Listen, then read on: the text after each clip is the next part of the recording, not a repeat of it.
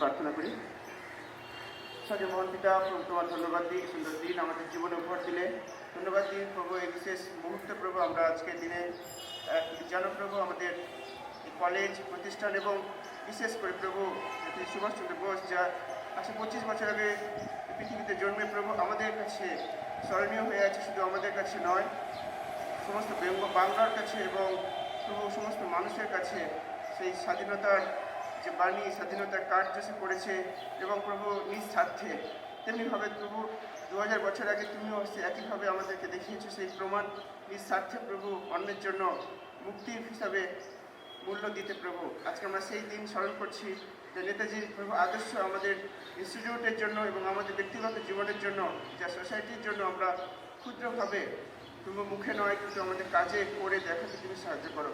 আজকের বাকি সময়ের ভার তোমাকে দিই, প্রোগ্রামকে তোমার কাছে রাখি, সমস্ত ভার তোমাকে দিয়ে যিশু নামে চাই, আমেন। অন্যান্য বছরের মতো এবছরও আমরা নেতাজির জন্মবার্ষিকী উপলক্ষে এখানে একত্রিত হয়েছি। আমাদের প্রাক্তন ছাত্র, তাই আমরা বিশেষভাবে নেতাজির জন্মদিনটা পালন করি। প্রতি বছরই করা হয়, এবছরে একটু বিশেষভাবেই করা হচ্ছে। আমরা একটা আমাদের লাইব্রেরিতে যা আর্কাইভ, তার থেকে কিছু ছবি নিয়ে এবং হিস্ট্রি ডিপার্টমেন্টের সাহায্যে কিছু লিখে আমাদের একটা ছোট্ট ডকুমেন্টের মতো তৈরি করা হয়েছে। তাতে কোনো ভয়েস ওভার নেই, শুধু লেখা। সেটা আমরা 3-4 দিনের মধ্যেই লঞ্চ করব। এইভাবে আমরা 1 বছর নেতাজির এই 125th ইয়ারটা সেলিব্রেট করব। এর মধ্যে শুধু কলেজ নয়, আমরা 2-1 কমার্স স্টুডেন্টস অ্যাসোসিয়েশনের অফিস বেরোতেও আমাদের কমিটিতে নিয়ে জন্মদিন উপলক্ষে আমাদের যে সেলিব্রেশন সেটা পালন করব। আজকে আমরা এখানে এসেছি এরকম আমি যেটা বললাম বিশেষভাবে সেলিব্রেট করার জন্য, প্রতি বছর করে থাকি। কিন্তু কেন আমরা যারা বড় বড় মনীষী তাদের জন্মদিনগুলো এইভাবে মনে করি? দেশের প্রতি নেতাজি, আমাদের যে ফ্রিডম স্ট্রাগলের প্রতি ওনার প্রচুর অবদান ছিল। উনি Indian National Army, Azad Hind Fauj তৈরি করেছিলেন। কিন্তু আমরা কি শুধু সেটাই ভেবে নেতাজিকে স্মরণ করি, না তার একটা প্রাসঙ্গিকতা আজকেও আছে? এই বিষয়ে বলতে কি, আমি আজাদ হিন্দ ফৌজের সম্বোধন ছিল জয় হিন্দ। জয় হিন্দটা কোথা থেকে এসেছে? উনি দেখেন যে আমাদের যে ভারতীয় সৈন্যরা রয়েছে তাদের মধ্যে কিন্তু রিজিওনালিজম, রিলিজন বেসড চিন্তাধারা, এই জিনিসগুলো রয়েছে। উনি চেয়েছিলেন একটা ভারত, আমাদের পরিচয় হবে আমরা ভারতীয়। কোথা থেকে এসেছি, কি আমাদের ধর্ম, কি আমাদের বর্ণ, এটা বিষয় না, আমরা সবাই ভারতীয়। এইটাই উনি চিন্তা করে এই সম্বোধনটা উনি মেনে নিয়েছিলেন। কীভাবে? উনি চেয়েছিলেন একটা, কেউ সালাম আলাইকুম বলছে, কেউ বলছে রাম রাম, শিখরা তাদের মতো করে বলছে। উনি দেখেছিলেন যে সৈন্যদের মধ্যে এই ব্যাপারটা চলছে। উনি বলছেন এগুলো কোনোটাই চলবে না, আমি এমন একটা চাই শব্দ যেটা সবাই বলবে, তাতে শুধু ভারতীয় এই ব্যাপারটাই বেরিয়ে আসে। তখন জাইনুল আবেদিন হাসান বলে একজন হায়দ্রাবাদী ভারতীয়, উনি জার্মানিতে গিয়েছিলেন ইঞ্জিনিয়ারিং পড়ার জন্য। জাইনুল নেতাজির কাছে এসে ওনার বক্তৃতা শুনে খুব ইমপ্রেসড হয়ে ঠিক করেছিলেন নেতাজি আজাদ হিন্দ ফৌজ জয়েন করবেন এবং নেতাজি আর্মি জয়েন করেন। নেতাজির সেক্রেটারি ছিলেন, ইন্টারপ্রেটার, ট্রান্সলেটর ছিলেন। উনি এই জয় হিন্দটা সাজেস্ট করেছিলেন, মানে ভারতের জয় হোক, এবং নেতাজি এটাই পছন্দ করে নিয়েছিলেন। তারপরে সবাই এই জয় হিন্দ, মানে আজাদ হিন্দ ফৌজের যারাই ছিল তারা নিজেদের সম্পর্কে যখন পরস্পরের কথা হতো বলতো জয় হিন্দ। আজকের দিনে ভারতবর্ষে নেতাজি যদি থাকতেন, আমাদের যে পরিস্থিতি সেটা উনি কীভাবে নিতেন? যার মানসিকতা এটাই ছিল, তিনি সবাইকে ভারতীয় হিসেবে দেখতেন। তাহলে আজকে কী অবস্থা আমাদের? এই কথাটা মাথায় রেখে আমাদের কিন্তু নেতাজির আইডিয়ালটা মেনে তিনি যেটা চেয়েছিলেন সেইভাবেই এগিয়ে চলা উচিত। নিজেদের মধ্যে কে বাঙালি, কে বিহারি, কে গুজরাটি, কে পাঞ্জাবি, এটা ব্যাপার নয়, আমরা সবাই ভারতীয়। এইটাই মাথায় রেখে আমাদের এগিয়ে চলে দেশে নিশ্চয়ই শান্তি আবার ফিরে আসবে। এখানেই আমার বক্তব্য শেষ করছি।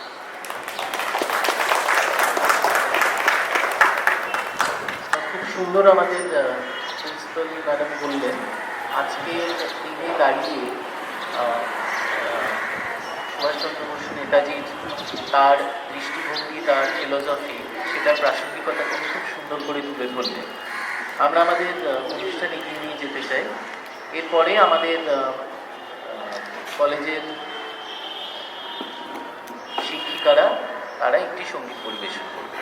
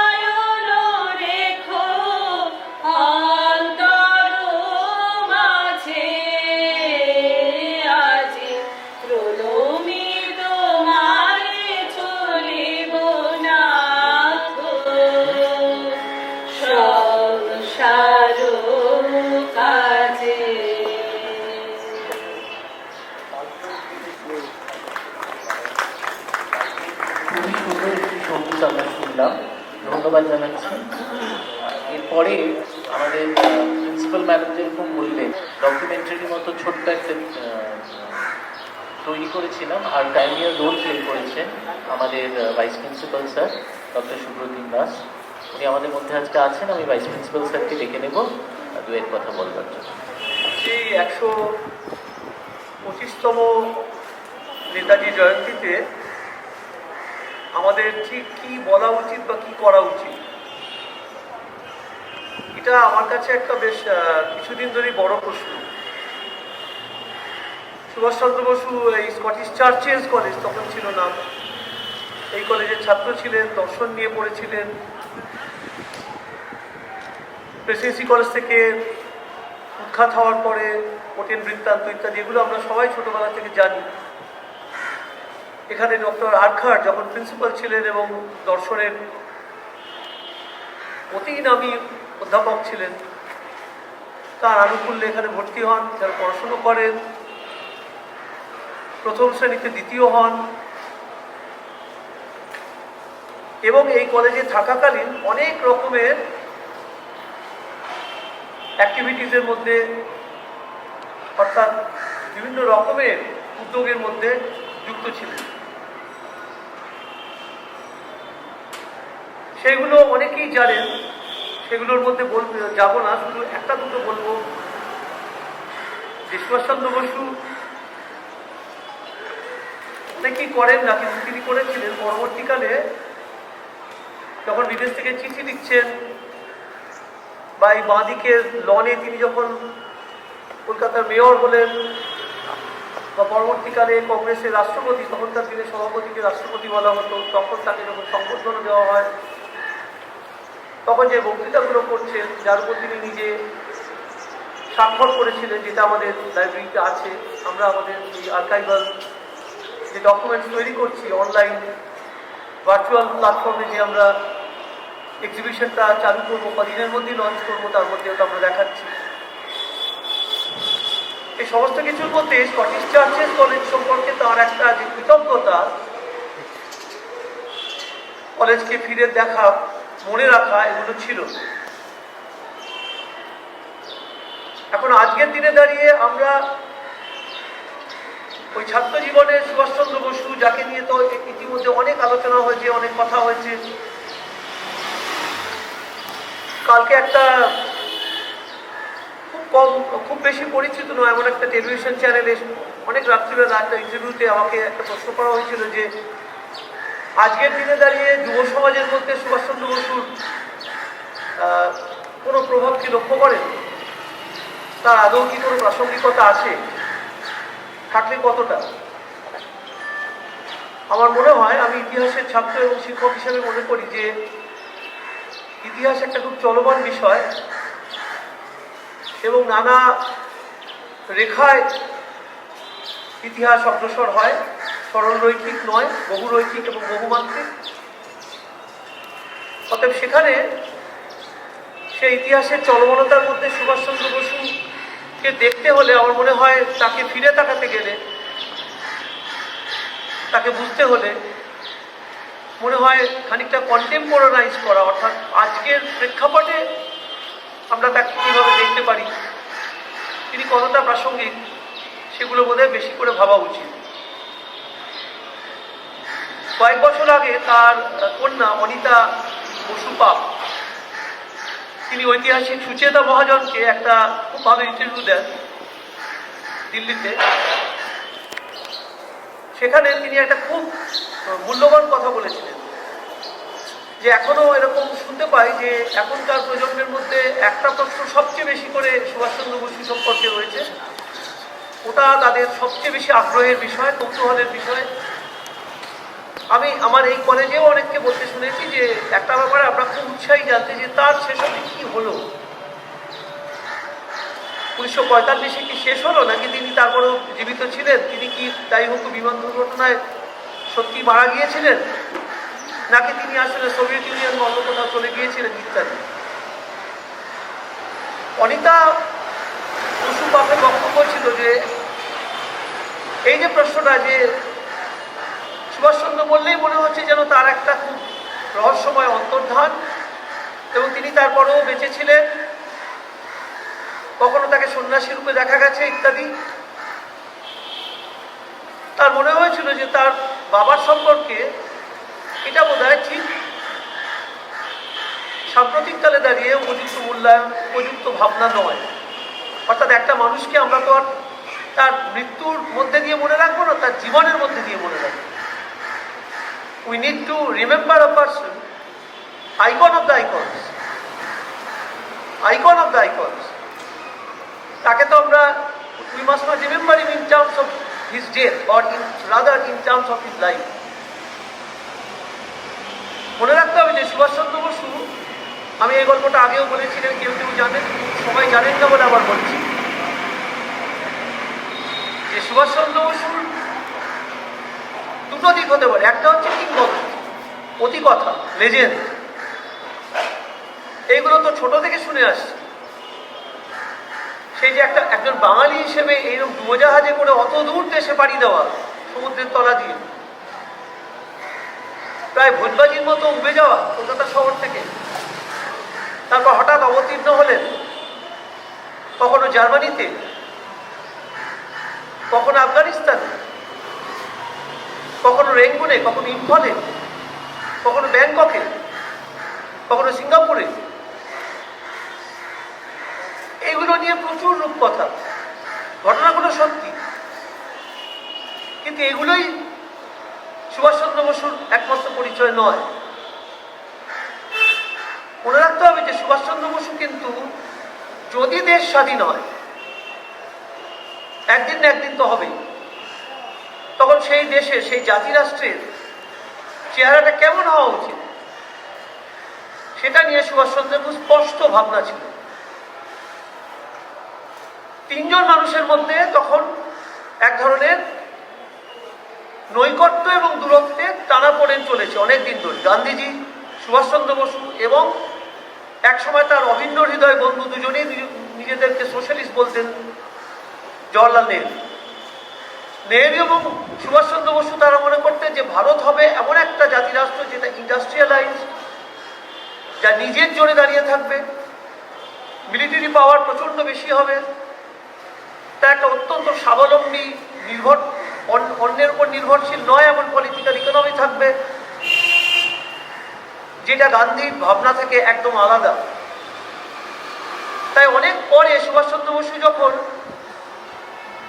লেখালেখি করছেন তার ইন্ডিয়ান পিলগ্রিম গ্রন্থে, তার নিজের আত্মজীবনী, যেটা ইন্ডিয়ান পিলগ্রিম, এবং আরেকটা হচ্ছে ফ্রিডম স্ট্রাগল, ইন্ডিয়ান স্ট্রাগল, সেখানে দেখা যাচ্ছে যে তিনি 3 পাতা লিখছেন যে তিনি ছাত্র জীবনে এবং যৌবনে কিভাবে তিনি ভীষণভাবে মোহিত হয়েছিলেন যে ইউরোপের যে মিলিটারি পাওয়ার, যে পাওয়ারটা ইন্ডিয়াকে অ্যাচিভ করতে হবে, আর তিনি যে দর্শনের ছাত্র, যে আর্টঘাটকে তিনি তার অন্যতম একজন গুরুদেব বলে মনে করতেন, দর্শনের কিংবদন্তি শিক্ষক, যিনি তাকে স্কটিশ চার্চেস কলেজে এনেছিলেন রাস্টিকেশনের পরে, সেই দর্শন নিয়ে তার একটা লাইন। এটাতে কি বোঝা যায়? যে একটা মানুষ যিনি মনে করছেন যে একটা মিলিটারি ডিসিপ্লিনের মধ্য দিয়ে নতুন জাতিরাষ্ট্র তৈরি করতে হবে, যা ইউরোপের সঙ্গে পাল্লা দিতে পারবে, ইউরোপকে কপি করবে না, ইউরোপের সঙ্গে পাল্লা দিতে পারবে। তো এখানে আমরা সুভাষচন্দ্র বসু, তাই আমি মনে করি লেজেন্ড নয়, লেগেসি, তার উত্তরাধিকারটা অনেক বেশি গুরুত্বপূর্ণ। Not the legend but the legacy of Subhash Chandra Basu, it should remain among us. আর তার লেগেসির সবচেয়ে বড় মাধ্যমটা কি না, আইএনএ, আজাদ হিন্দ ফৌজ। যখন আইএনএ ট্রায়াল হয়েছিল, ভারতবর্ষ উত্তাল হয়ে গিয়েছিল, সবাইকে ছাড়তে হয়েছিল। দুঃখের বিষয়, সুভাষচন্দ্র বসুর এক সময়কার খুব খুব বন্ধু, খুব সহমর্মী, কম্প্যাট্রিয়ট বলা যেতে পারে, অর্থাৎ জওহরলাল নেহরু, তিনি কিন্তু সর্বক্ষেত্রে আইএনএ ট্রায়ালের সঙ্গে যারা আইনের পুরনো এক একজন পদাধিকারী, যাদের বিচার হচ্ছে, তারা ছাড়া পাচ্ছে, কিন্তু তাদের যে সবাইকে খুব ভালো গুরুত্ব দেওয়া হয়েছে, স্বীকৃতি দেওয়া হয়েছে, তা কিন্তু নয়। তারা স্বীকৃতি পেয়েছেন অনেক পরে। এটা খুব দুঃখের বিষয়। আইএনএ ট্রায়ালের সময় যখন তারা লাহোর ফোর্টে বন্দী আছেন, রেড ফোর্টে, তখন সেখানে গান্ধীজি গিয়েছিলেন, গিয়ে আইএনএর বন্দীদের অর্থাৎ ওই আজাদ হিন্দ ফৌজের যারা বন্দী তাদের জিজ্ঞাসা করছেন যে তোমরা কেমন আছো টাছো, তার অনেক কথা বলছেন। তার মধ্যে মাঝখানে একটা জায়গায় বলছেন যে আমাদের যে চা দেওয়া হয় সেই চাটাকে দুটো ভাগে ভাগ করে দেওয়া হয়, একটা হচ্ছে হিন্দু চা আর একটা হচ্ছে মুসলমান চা। গান্ধীজি বলছেন যে তোমরা এইভাবেই খাও? ওরা বলছেন তো আমরা তো এইভাবে শিখিনি, আমরা দুটো চাকে সমান সমান মিশিয়ে ফেলে তারপর একসঙ্গে খাই। এইটা হলো সুভাষচন্দ্র বসুর লেগেছে, একটা সিনক্রেটিজম, মিশিয়ে ফেলা। তাই আইনের মধ্যে দেখবে সুভাষচন্দ্র বসুর যে গতি প্রকৃতি যদি আমরা দেখি 1945 থেকে 45-এর শেষ দিকে আমি বলবো, 44-45 যদি ধরি, 45-এর মাঝখানে তো তিনি তার অন্তর্ধান ঘটল। তিনি যখন যেখানে বিমান যাত্রা করছেন, বিভিন্ন জায়গায় যাচ্ছেন, একটা ট্রায়ো তার সঙ্গে রয়েছে, একজন হিন্দু, একজন মুসলমান, একজন শিখ। এটা তার পরবর্তীকালে ওই আবিদ হাসান এবং হাবিবুর রহমান পরে পাকিস্তানে চলে যান এবং পাকিস্তান সৈন্যরা যুদ্ধ করেছিলেন কাশ্মীর যুদ্ধে, অনেকদিন জীবিতও ছিলেন। এরা তার সঙ্গে সবসময় ছায়াসঙ্গী হিসেবে রয়েছে। মনে রাখতে হবে দুটো জিনিসের উপরে আইনের মধ্যে ভীষণভাবে জোর দেওয়া হয়েছিল। একটা হচ্ছে কমিউনাল ইউনিটি, রিলিজিয়াস ইউনিটি, আর আরেকটা হচ্ছে এম্পাওয়ারমেন্ট অফ উইমেন।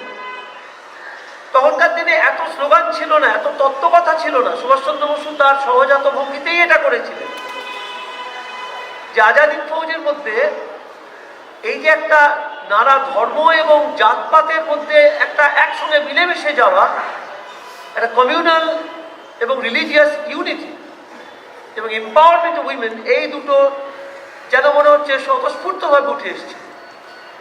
একটা বিতর্ক হয়েছিল বন্দে মাতরম না জনগণমন। তবে সুভাষচন্দ্র বসু অন্যদের সঙ্গে পরামর্শ করে রায় দিয়েছিলেন জনগণমন, এটাই আমরা গাইব।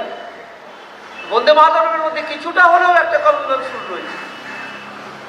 জনগণমন সত্যি সত্যি একটা মহাজাতি গঠনের স্বপ্ন।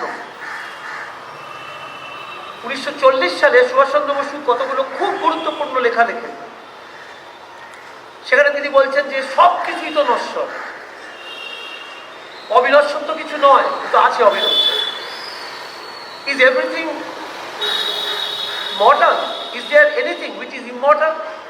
তিনি তিনটে জিনিসের কথা লিখেছিলেন, আইডিয়াস, আইডিয়ালস অ্যান্ড ড্রিমস। একদম তার লেখা থেকে কোট করে বলছি, ideas, ideals and dreams they never perish. আমাদের ভাবনা, আমাদের আদর্শ, আমাদের স্বপ্ন। তারপরেই তিনি লিখছেন যে এইগুলোর জন্য অনেক স্যাক্রিফাইস করতে হয়। দুটো জিনিস এখানে কাজ করছে, পরবর্তীকাল ঐতিহাসিকরা দেখিয়েছেন। একটা হচ্ছে রামকৃষ্ণ এবং বিবেকানন্দকে তিনি বরাবর মনে করতেন তার আদর্শপূর্ণ। যখন এই কলেজে তিনি এলেন তখন তিনি এটা অনেকবার বলেছেন, ফিলোসফিক্যাল সোসাইটির তিনি সেক্রেটারি ছিলেন সুভাষচন্দ্র, তার বক্তৃতাতেও বলেছেন যে আমি ধন্য যে আমি বিবেকানন্দের কলেজে পড়তে পেরেছি। রামকৃষ্ণ এবং বিবেকানন্দের ত্যাগের মন্ত্র আর আইএনএ মেমোরিয়ালে যেটা লেখা আছে কুরবানি, তিনি মনে করতেন ত্যাগ আর কুরবানি এটা তোমার প্রাপ্য যদি তোমাকে স্বপ্ন পূরণ করতে হয়। ত্যাগ আর কুরবানি অর্থাৎ তার দেশপ্রেমের জন্য আমি সর্বস্বপণ করতে পারি, এবং সেই দেশপ্রেমের বীজ মন্ত্রটা হচ্ছে এক ধরনের secular, powerful, militarily developed, industrialised Indian nation state. Subhash Chandra বেঁচে থাকলে, এখন সুভাষচন্দ্র এবং গান্ধীজির একটা সুবিধা ছিল, তার মেয়ে নিজেই বলেছেন যে এরা কেউই স্বাধীনতার পর বাঁচেনি। গান্ধীজি অল্প কয়েক মাস ছিলেন, তাই এরকম প্রশ্ন বারে বারে এসছে যে উনি থাকলে হয়তো এটা সমাধান হয়ে যেত। সেদিক দিয়ে নিঃসন্দেহে জওহরলাল নেহরুর তার বলা যেতে পারে তার জীবন কাহিনী অন্য স্রোতে বইছে, তাকে সব কিছু ফেস করতে হয়েছে। অর্থাৎ তিনি প্রচুর সমালোচনার প্রাপ্য, তার সমালোচনার পাত্র হয়েছেন এবং অনেক সমালোচনা তার প্রাপ্য ছিল। সুভাষচন্দ্র বসু সম্পর্কে নিঃসন্দেহে একটা বেনিফিট যে বাঙালিরা বরাবর বিশ্বাস করে এসছেন, ভারতবর্ষের বলে বিশ্বাস করে এসছেন যে এই ক্রাইসিসগুলো যে উনি যদি থাকতেন তাহলে হয়তো অন্যভাবে সমাধান করতেন। কারণ সুভাষচন্দ্র বসু তো ভারতবর্ষের পরবর্তীকালে জাতিরাষ্ট্রের চেহারাটা কেমন হতে পারে, সেখানে বিভিন্ন জাতপাতের মধ্যে সম্পর্ক কেমন হতে পারে, সেটা যে একটা প্রকৃত সেকুলার রাষ্ট্র হতে পারে, সে সম্পর্কে তার খুব স্পষ্ট ধারণা ছিল। আমি জাস্ট একটা পয়েন্ট বলে শেষ করবো যে তিনি জার্মানি গিয়েছিলেন, তার জীবনীকা লেনি গর্ডন এবং ভ্রাতস্পুত্র তার তার এক অর্থে নাতি ঐতিহাসিক সুগত বসু, তারা স্বীকার করেছেন যে জার্মানিতে যাওয়া এবং হিটলারের সাক্ষাৎ পাওয়া এটা তার জীবনের সমস্ত বর্ণময় যে গ্রাফটা তার মধ্যে সবচেয়ে একটা কালির ছিল। তিনি যখন জার্মানি থেকে বেরিয়ে আসছে, দীর্ঘকাল অপেক্ষা করতে হয়েছিল জার্মানিতে হিটলারের সাক্ষাৎ পাওয়ার জন্য, এবং হিটলারের সঙ্গে কিছুক্ষণ কথা বলে সুভাষচন্দ্র পরে লিখছেন লোকটা পাগল, তার মোহভঙ্গ হয়েছিল যে এই লোকটা বদ্ধ পাগল। তিনি আর জার্মানি থেকে কিছু আশা করেননি। সোভিয়েত ইউনিয়ন থেকে অনেক কিছু আশা করেছিলেন, কিন্তু সোভিয়েত ইউনিয়নে গিয়ে পৌঁছেছিলেন কিনা, তাইহোকুর বিমান দুর্ঘটনাটা একটা আইওয়াসটা ঘটেছিল, এগুলো নিয়ে বোধহয় আজকে আর কনজেকচারের তেমন কোনো দরকার নেই। তাই আজকের ভারতবর্ষ আমি বলবো সুভাষচন্দ্রের কল্পনার, স্বপ্নের, ভাবনার, আদর্শের ভারতবর্ষ নয়। সুভাষচন্দ্র নিশ্চয়ই এই ভারতবর্ষকে ভিজুয়ালাইজ করেননি, কেননা তিনি মনে করতেন যে যদি এই বিভেদগুলো না মেটাতে পারি, তার মধ্যে একদিকে একটা ডিক্টেটরশিপের প্রবণতা ছিল, কিন্তু একই সঙ্গে তার মধ্যে একটা গণতান্ত্রিক প্রবণতাও ছিল। মানুষের মধ্যে কন্ট্রাডিকশন থাকে। ওই যে বলেছে Subhash Chandra icon of the icons, কিন্তু তার মধ্যেও কন্ট্রাডিকশন ছিল। কিন্তু যে ভারতবর্ষে আমরা আজকে আছি, দমবন্ধ করা অবস্থায় আছি, সেই ভারতবর্ষের স্বপ্ন আশা করি সুভাষচন্দ্র দেখেন। সুভাষচন্দ্র যে এখনো প্রাসঙ্গিক সেটা কি করে বুঝি না, এখনো তাকে নিয়ে ছবি হয়, সে ছবি যত অব্দি ছবি হয়, কিন্তু এখনো ছবি হয়। কারণ সুভাষচন্দ্র সম্পর্কে কৌতূহলটা শুধু বাঙালিদের মধ্যে নয়, সারা ভারতবর্ষের মধ্যে সাংঘাতিকভাবে রয়ে গেছে। তার একটা জিনিস দুঃখের, যেটা অনিতা বাবু খুব দুঃখ করে বলেছিলেন, যে তিনি মৃত্যুর পরেও বেঁচেছিলেন না আসলে বেঁচেছিলেন না, এটা দিয়ে তার মূল্যায়ন না করে যদি বেঁচে থাকতেন তাহলে তিনি কি করতে পারতেন, তার যে legacy, secular, self dependent, reliant India, সেইটা বোধহয় আমাদের ভাবনার মধ্যে আসা উচিত। অনেক কষ্টে স্বাধীনতা পাওয়া গিয়েছিল, কিন্তু আমরা যে স্বাধীন ভারতে আজকে আছি সেটা সুভাষচন্দ্রের স্বপ্নের ভারত নয়। ধন্যবাদ। আমি অনেক বেশি আলোচনা করি, কিন্তু আজকে নেতাজি থাকলে আমাদের আজকের ভারতবর্ষ কেমন হতো, আমরা যে চ্যালেঞ্জেসগুলো ফেস করছি সেগুলো আমরা কীভাবে ফেস করতাম, সেটা হয়তো অন্যরকম হতো। খুব সুন্দর একটা জায়গা উনি তুলে ধরলেন। আজকে যে গানটিও গাওয়া হলো সেটিও বলে রাখি নেতাজির পছন্দের একটি গান, যেটা আমাদের শ্রেয়া, রাজ্যশ্রী এবং মধুমঞ্জুরিদি গাইতে। দেখুন, আজকে সারা বিশ্ব বলুন, আমাদের ভারতবর্ষ বলুন, বাংলা বলুন, সকলেই নেতাজির জন্মদিন পালন করছে, কিন্তু আমাদের কাছে এটা খুব পার্সোনাল একটা জায়গা, যেখানে আমাদের প্রাক্তন ছাত্রের আমরা বার্থডে সেলিব্রেশন করছি। কৃতি ছাত্র, যার সুভাষে আমাদের এই কলেজ সুভাষিত, আমরা সকলেই সুভাষিত। এবং আমাদের মধ্যে আজকে ফর্মার স্টুডেন্টস অ্যাসোসিয়েশনের অনেক মেম্বার্সরাও আছেন। আমি তাদের মধ্যে শ্রদ্ধেয় ডক্টর সদানন্দ ভট্টাচার্যকে ডেকে নেব কিছু বলবার জন্য।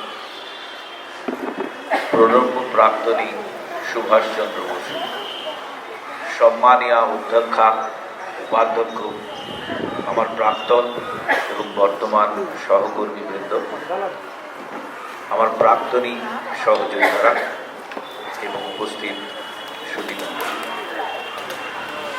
স্কটিশ চার্চ কলেজ আজ নেতাজির 125তম জন্মদিন উপলক্ষে যে অনুষ্ঠান করছে, এই অনুষ্ঠানে এই মহামারী অবস্থার মধ্যেও প্রাক্তনীদের আহ্বান করেছেন, তাদের সাথে বসে আলোচনা করেছেন, এর জন্য তাদেরকে আগে ধন্যবাদ জানাই। আমরা প্রাক্তনীরা মনে করি যে স্কটিশ চার্চ কলেজ নেতাজি সম্বন্ধে বৎসর ভর যে ধরনের অনুষ্ঠান বা যে কোনো অনুষ্ঠান করবেন, সেই অনুষ্ঠানে আমাদের সাধ্যমতো সহযোগিতা আমরা করে যাব। নেতাজি প্রসঙ্গে কথা বলতে গেলে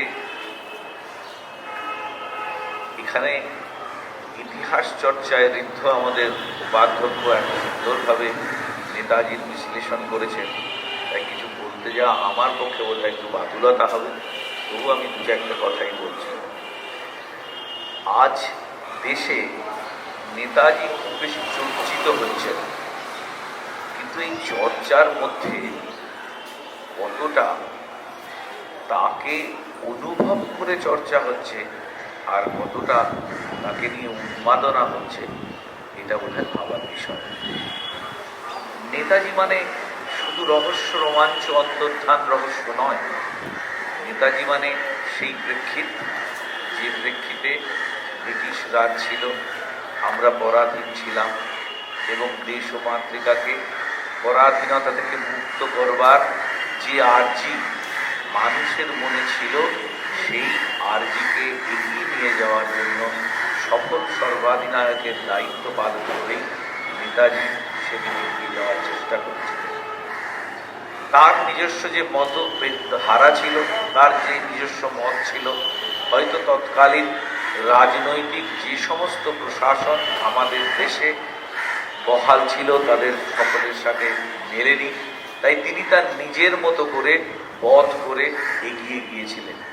কিন্তু এই কথা অবশ্যই অনস্বীকার্য যে আজও সারা ভারতবর্ষে এই একটি নাম নেতাজিতে মানুষ যতখানি নিজের মধ্যে দেশপ্রেম অনুভব করেন, সেই দেশপ্রেম অনুভব করবার মতো আর দ্বিতীয় নাম খুঁজে পাওয়া যায় না। তাই নেতাজি বলতে আমরা বুঝি যে তার দেশপ্রেমের চিন্তা, আমাদের দেশকে স্বাধীন করে তার এগিয়ে নিয়ে যাওয়ার যে পথ, সেই পথের ভাবনাটা তার। নেতাজিকে আজ যদি সত্যি আমাদের প্রাসঙ্গিক করে তুলতে হয়, তাহলে উপাধ্যক্ষ যে কথা বলছিলেন তার থেকে আমি দু একটি কথায় নিয়েই বলছি যে তার যে মতাদর্শ, সেই মতাদর্শকে আজকের যুব সমাজের কাছে নিয়ে আসার প্রয়োজন আছে। তার যে অর্থনৈতিক চিন্তা ছিল, তাকে দেশের সামনে আনার প্রয়োজন আছে। সেই কথাগুলো যদি আমাদের যুব সমাজের কাছে আমরা নিয়ে আসতে পারি, আমাদের বিপুল যে ছাত্র সমাজ আছে দেশে, তাদের কাছে নিয়ে আসতে পারি, তবে তারা যদি তার মধ্যে থেকে অনুধাবন করেন যে আজ দেশে যা চলছে, সেই উন্মাদনার মধ্যে নেতাজিকে খুঁজে পাওয়া যাবে না। নেতাজিকে খুঁজতে হলে আরো গভীরে ঢুকে তার নীতির প্রতি শ্রদ্ধা জানাতে হবে, তার অধ্যাবসায়ের প্রতি শ্রদ্ধা জানাতে হবে, তাকে তার চিন্তাধারার প্রতি আমাদের শ্রদ্ধা জানাতে হবে, তার চিন্তাধারা গ্রহণ করতে হবে। এই জায়গায় যদি আমরা না নিয়ে যেতে পারি, তাহলে শুধুমাত্র নেতাজিকে নিয়ে সবাই মিলে এমন একটা পূর্ণবস্তু তৈরি করে ফেললে নেতাজিকে শ্রদ্ধা জানানোর জায়গাটাই আমরা হারিয়ে ফেলব। অতএব আমার মনে হয় স্কটিশ চার্চ কলেজ অন্তত এই কাজটুকু করুক যে তার চিন্তাধারা, তার আদর্শ, তার ভাবনা, তাকে লিপিবদ্ধ করে কোনো জায়গায় একটা বইয়ের আকারে সেইটুকু অন্তত আমরা যেটা একাডেমিকভাবে যে কাজগুলো করতে পারি, সেই কাজগুলো আমরা করি। সেই কাজের মধ্যে দিয়ে আমাদের যে ছাত্ররা, তারা যতটা উদ্বুদ্ধ হতে পারবে, তারা সেইভাবে আমাদের যে ছাত্ররা বিভিন্ন জায়গায় সেটা ছড়িয়ে দিতে পারে, যদি তবেই নেতাজির প্রতি শ্রদ্ধার জায়গা হবে। আমার মনে হয় যে নেতাজির প্রতি শ্রদ্ধা জানানো এটাই হচ্ছে সর্বশ্রেষ্ঠ রীতি। এই বলে আমি আমার বক্তব্য শেষ করছি। हनुमान अधिनायक जय हे भारत भाग्य